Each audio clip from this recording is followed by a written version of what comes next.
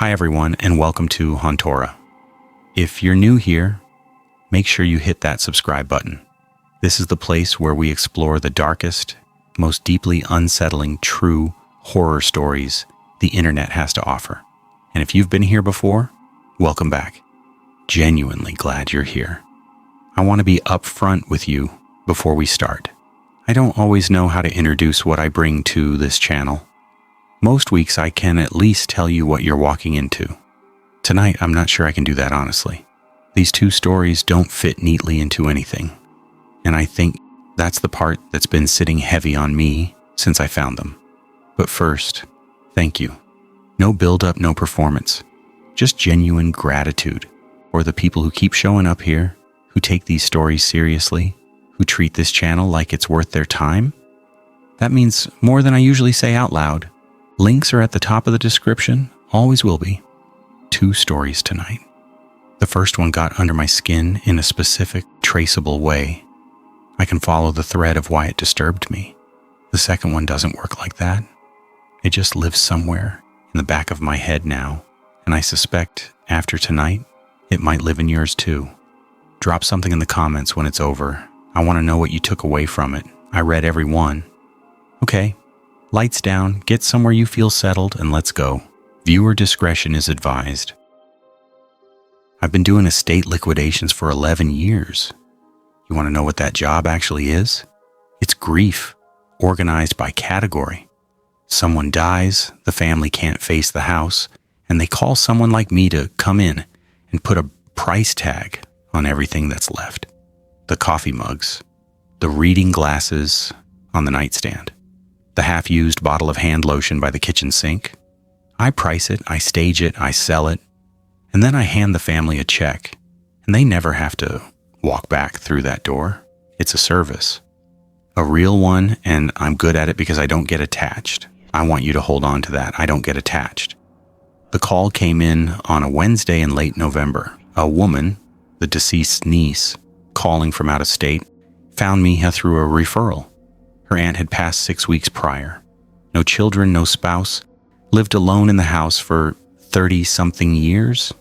The niece had been once, right after the death, to handle the immediate paperwork, but she hadn't been able to bring herself to do the full clearance. That's common, more common than people think. She gave me the address, mailed me the signed contract and a key, and asked me to send photos before the sale date. The house was on the outer edge of a small town, set back from the road on about half an acre of overgrown yard. 2 stories, original siding from probably the 1960s, a covered porch with a wooden swing that had gone gray and soft with age. It wasn't in bad shape, structurally fine, just the particular kind of tired that houses get when one person lives in them alone for a long time. Curtains the same as they'd been for 20 years. A storm door with a slow hydraulic closer that let it shut with a long wheeze instead of a snap. I let myself in on a Thursday morning at 8 o'clock with a clipboard, a camera, and a travel mug of coffee. First impression? The house smelled lived in, which sounds unremarkable, but it's actually unusual in an estate that's been closed up for 6 weeks. Normally, there's a staleness to it, dead air, the faint chemical smell of things slowly off-gassing with no ventilation. This was something else. Not bad, just present. Like the rooms had been in use recently. I noticed it and filed it under old house. Poor ceiling, moved on. The ground floor was straightforward. Modest furniture, well-maintained. A lot of books. The good kind, worn spines and penciled marginalia, not decorative. A sewing room off the kitchen that was going to be a strong cellar, full of organized notions and a quality machine. I was photographing the china cabinet in the dining room when I noticed the coffee cup. It was on the small table beside the armchair in the front sitting room. Ceramic, hand-painted flowers, the kind of cup you buy at a craft fair. And there was something in the bottom of it, a dark residue, recent enough that it hadn't fully dried to a ring. I looked at it for a moment, set down my clipboard, picked up the cup, and looked closer. Someone had been drinking coffee not 6 weeks ago. The residue was still tacky at the center. days old, maybe less. I put the cup down and stood there working through it. The niece had mentioned she'd been in once. She could have left it. A neighbor with a spare key doing a check-in, a cleaning service. There were plenty of explanations. I took a photo of it, noted it in my log, and went upstairs. The second floor had 4 rooms, a bathroom, 2 spare rooms used for storage, and the main bedroom at the end of the hall. The storage rooms were dense but organized. The kind of accumulation that happens over decades of careful keeping. Boxes labeled in the same handwriting, stacked with intention. I was making notes on contents when I stepped into the hallway to check the bedroom. The door was closed. That's not unusual. Doors are closed in houses all the time. But something about it made me pause. The way it was positioned, pulled fully shut with the latch engaged, when every other interior door on both floors was standing open. I stood in the hall and looked at it and felt the first real wrongness of the morning. Not fear, just a shift. The same feeling you get when a sentence ends on the wrong word. I knocked, which I'd never done in 11 years of walking through dead people's houses. I knocked, and then felt immediately stupid about it and opened the door. The bedroom was dim, curtains drawn, a made bed, a dresser with a mirror, framed photos arranged across the top, an upholstered chair in the corner near the window. I stepped in and pulled the curtain back to get some light and turned around to start photographing. The chair had an indentation in the seat cushion. Fresh, the kind that takes a few hours to relax back out of foam that old. I stood very still. I wasn't scared yet. I want to be precise about that. What I was focused in a way I hadn't been 5 minutes earlier. My mind was running through every reasonable explanation and finding them slightly less solid than they'd been downstairs. The coffee cup could be the niece. The closed door could be habit. Someone always closed it, so the last person through closed it. The chair. Someone had been sitting in that chair recently. I took out my phone and called the niece. It went to voicemail. I left a message. Professional, calm, just asking her to confirm when she'd last been in the house and whether anyone else had access. I took my photos. I went back downstairs. I was photographing the sewing room when I heard the floor creak above me. One creak. Deliberate. Weight shifting. I didn't move. I stood with my camera half raised and listened, and the house was completely silent. I thought about the chair upstairs with its fresh indentation and the coffee cup with its not quite dry residue, and I thought very clearly, someone is in this house right now. Not a ghost, a person. I walked to the front door, calmly, not running, because I was still trying to be rational, still building the case in my head that this was explainable. I opened the front door and stepped onto the porch and turned around and looked up at the second floor windows. The curtain in the bedroom window moved, not from a draft, not the slow, passive drift of air, a deliberate pull to one side, and in the gap before it fell back, a shape, a pale oval above a dark form, a face looking down. Then the curtain was still. I was in my car. I don't remember deciding to get there. I remember the gravel of the driveway under my feet, and then I was in my car with the door locked and my hands on the wheel, and I sat there for a full minute before I could make myself reach for my phone. I called the police, a non-emergency line because I didn't know what I was reporting yet. 2 officers arrived 20 minutes later. They went through the house top to bottom, found no one, but they found what I'd found, the cup, the chair, and in the main bedroom closet, behind a row of hanging clothes, a folded blanket, and a plastic bag containing a water bottle, a sleeve of crackers, and a prescription bottle with a label that had been torn away. Someone had been living in that closet. The officers took it seriously. The detective who followed up 2 days later told me they'd identified the occupant as a woman in her late 60s. Not the deceased, but someone who had apparently been sheltering in the house on and off since before the death, possibly longer. She'd been gone before they arrived. They found a point of entry through a basement window with a broken latch. She hadn't been located as of the last time I spoke with the detective.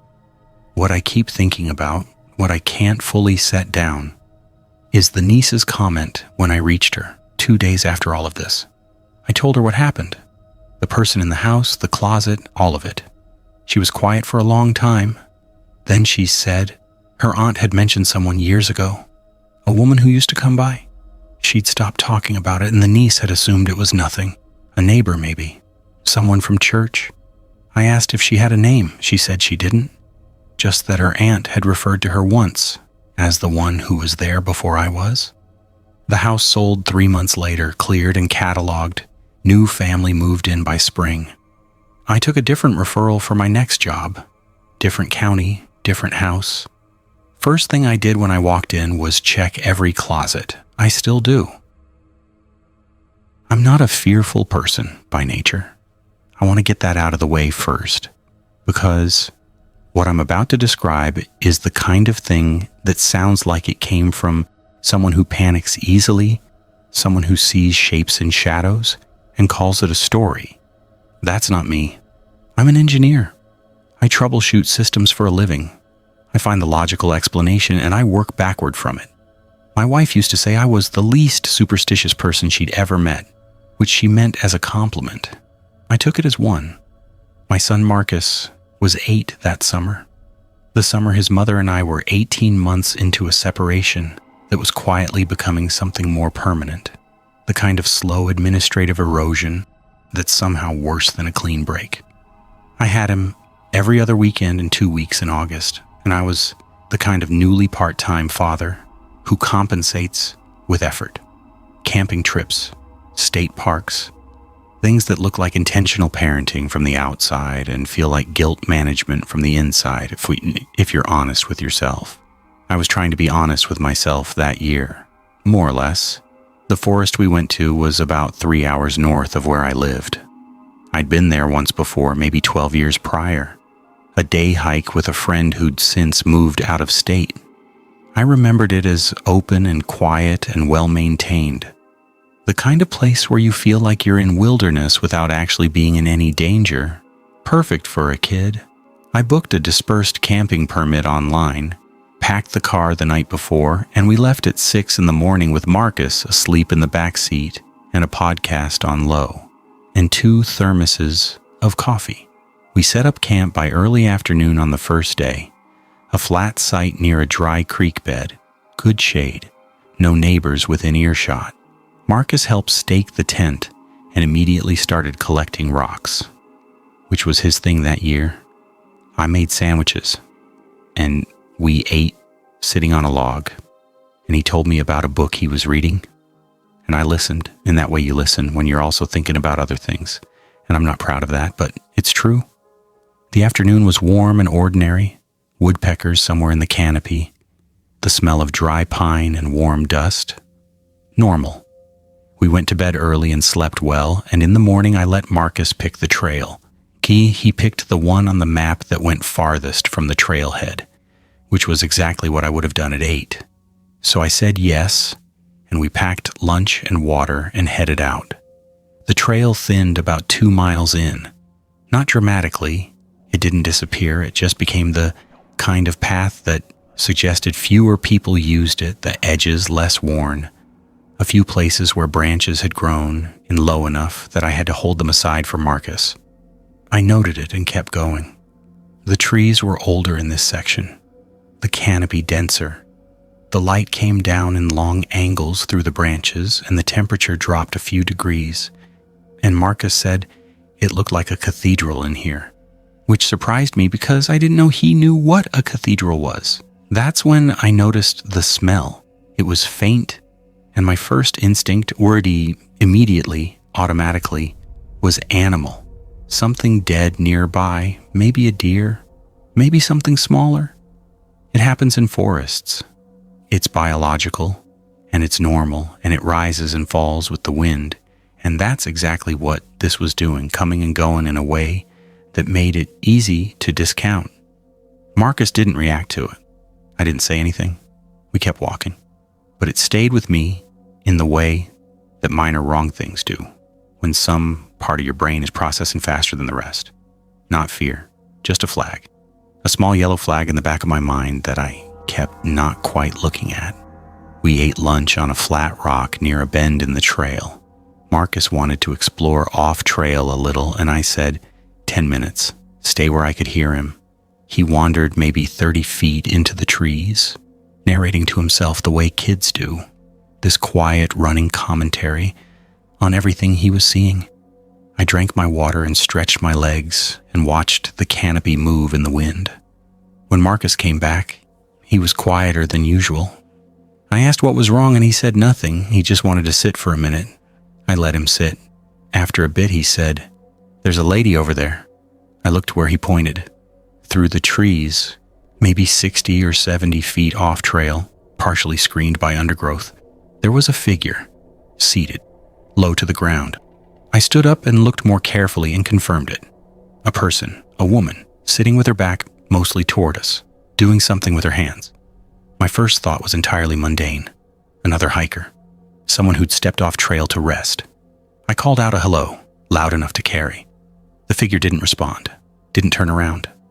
I told Marcus to stay on the rock and walk toward her. The smell got stronger as I got closer. That same smell, but concentrated now. Less like distance and more like proximity to something that had been decaying for a while in the heat. I registered that and slowed down without quite deciding to. The undergrowth thinned and I could see her more clearly. A woman, older, maybe 60s, gray hair pulled back, wearing a canvas jacket despite the warmth. She was seated on a low camping stool, bent forward over something in her lap, and her hands were moving in the deliberate, repetitive motion of someone doing handwork. Sewing, I realized. She was sewing. I was maybe 15 feet away when I stopped. The material in her lap was not fabric. I stood there and my brain did something I can only describe as a hard stall. The way a computer freezes when it's asked to run a process it doesn't have the architecture for.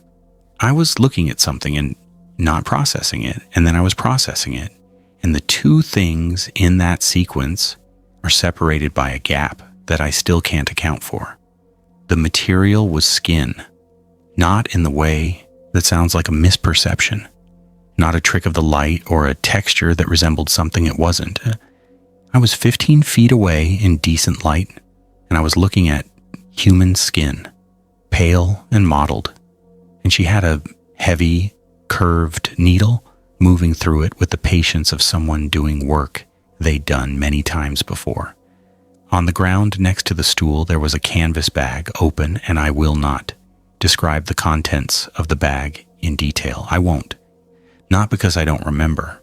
I remember exactly, but because some specifics serve no purpose except harm. And that's not what this is. I did not make a sound. That's the thing I keep coming back to. I've asked myself 100 times why I didn't shout, why I didn't run immediately, and the honest answer is that the brain doesn't run horror movie protocols in real moments. It goes quiet. It gathers information because information is what it knows how to process.